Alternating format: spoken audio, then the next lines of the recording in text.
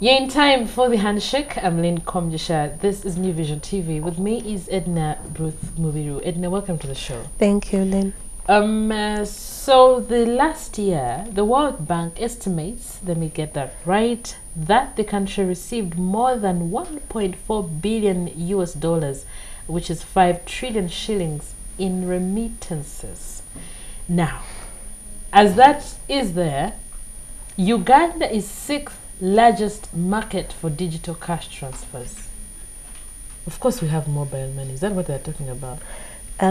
Well, they're talking about mobile money is one of those things. Yes, but they're also talking about things like Western Union, World Remit, Dahab Shield, all those people that can help you to send money back home when you're out of a country. Wow. Yes. Wow. Oh, that's what they mean. But wait, 5 trillion shillings? Yeah. Did the Ministry of Finance kind of, tap into this? Well, that money is actually captured when you look at our when you look at the GDP figures and all, they capture remittances. So they factor it in the budget? Yes. Not in the budget. Because then they would be planning for maybe charges on these remittances.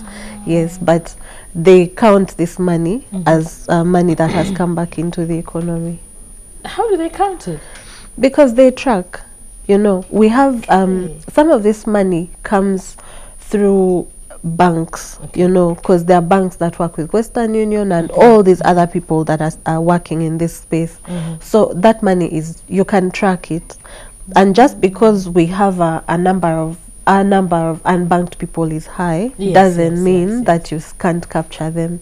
If I go with my national ID to a bank branch that offers this service and go to that counter, pick that money, it's captured as money that came into the economy. It was picked.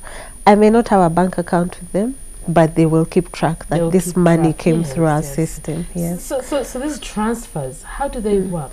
And what are we looking at exactly? Well, these remittances are really money that is coming from perhaps a relative from, let's give an example of the US, and a relative of mine sends me money to take care of a medical emergency. That is the money we are talking about. Somebody sends upkeep to their old parents, but they work in the Middle East. And because we have so many people going to work in the Middle East, they're also increasing the number of the amount of remittances from that area. Yes, so that's the money that we are talking about.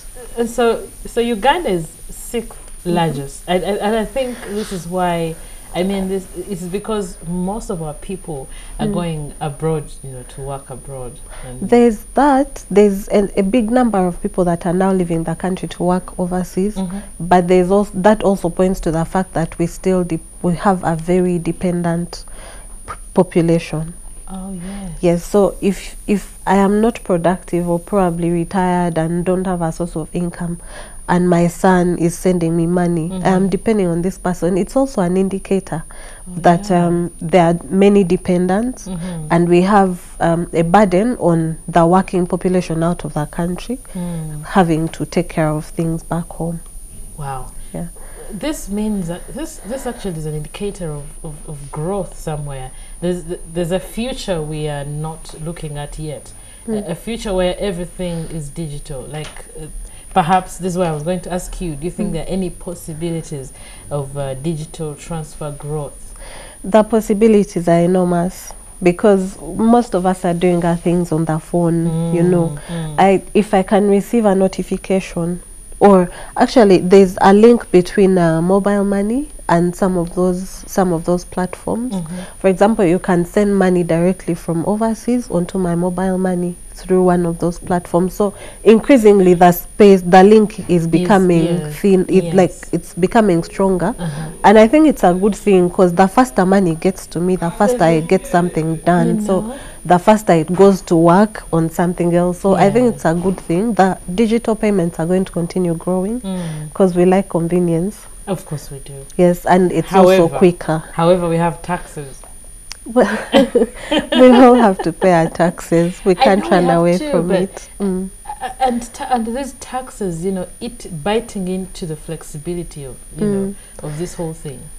Well, it's more convenient to receive this money and pay a small fee than having to go and line up at a bank because somebody transferred money from their bank account to my bank account. So there's the convenience, there's the ease of things, there's the time we don't count because we think this tax is a problem. But I think there are many issues that we need to explore. Okay.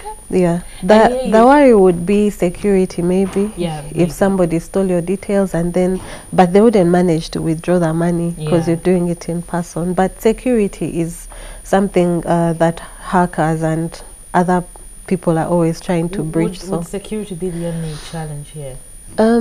Well, dependence of our systems, Yes, how much downtime on our systems in these places where you're going to withdraw money from. Do you walk in and they tell you the network is down? That is time lost, you know. Sure. Yeah, so there are a number of issues to think about, but I think it's a good thing. It's Faster, really if I can receive money faster, it makes so many other things possible. I think so.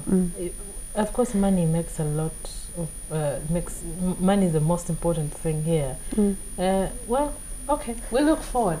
I'm trying to look at a lot of things, but it's all right for next time. Thank you so much, Edna. Thank you, Lynn.